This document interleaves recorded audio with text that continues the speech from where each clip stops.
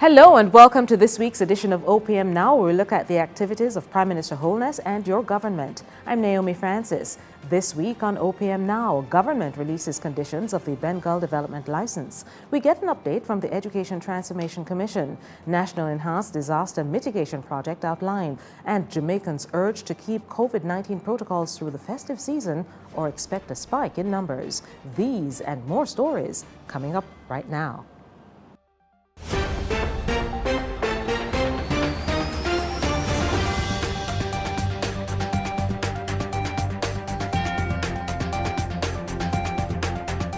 Last week, the government released the conditions of the permit for the Bengal Development Limited license.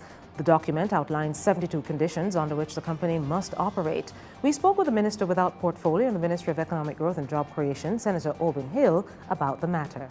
The government ensured that there were 72 conditions put in by NEPA to make sure that the investors comply with the requisite laws in Jamaica and also the requisite environmental controls that we have to live by as an island.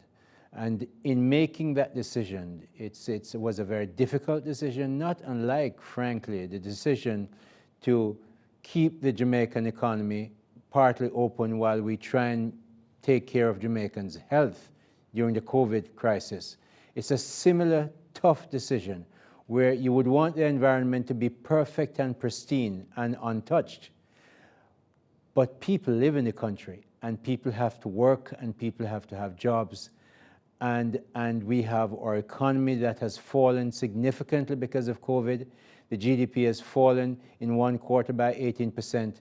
The government had to factor all these and other considerations into that decision and came out where the minister did.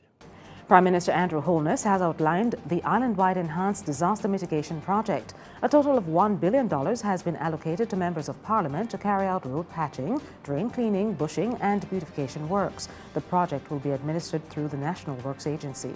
This is a matter that we must respond to. The nation still has to go about its business. Goods have to be transported.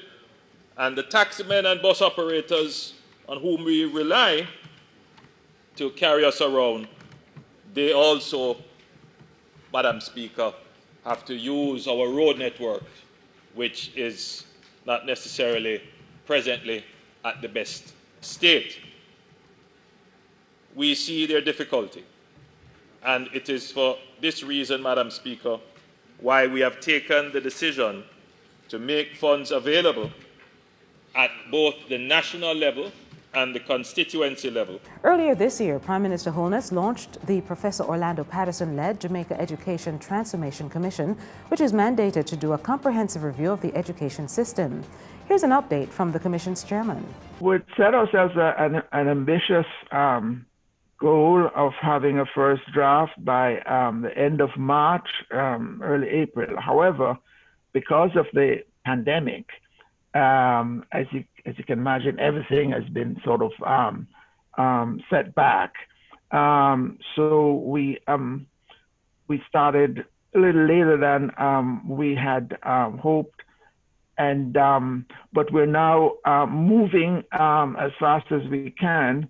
We're still hoping that we can have at least a first draft of our recommendations by April or so. Everything depends on how this pandemic sort of pans out. Jamaicans are being urged to continue to strictly follow the COVID-19 protocols during the Christmas season. In June, we had some 14,426 passengers coming from Norman Manley, up from 3,778 in May. In July, we had 37,638 passengers, and in August, 47,564 passengers, also through Norman Manley alone. Greater numbers of persons visiting our shores means the probability of an increase in infection also will go up. And we have seen that happen in the past. We anticipate that it will happen again, which means the very distinct and strong possibility that, given the traditions of Christmas, we will see a spike come January. And the government will update the COVID-19 protocols on December 1 at the expiration of the current enforcement measures under the Disaster Risk Management Act Amendment Number 15. Remember, the island-wide curfew remains from 9 p.m. to 5 a.m. and a ban on parties, among other measures, remain in effect. For more details on the extended orders, please visit www.opm.gov.jm for more. And finally this week, we leave you with images of Prime Minister Holness speaking with construction workers at the site of the new Olympic Gardens police station on Friday. The Prime Minister encouraged the young people to give of their best in all they do. And that's it for OPM Now. Please remember to follow the Prime Minister on all socials at Andrew Holness JM and on YouTube at Andrew Michael Holness /JM. And look out for OPM Now every Monday at 6 p.m. on all socials. Catch you next week. Stay safe.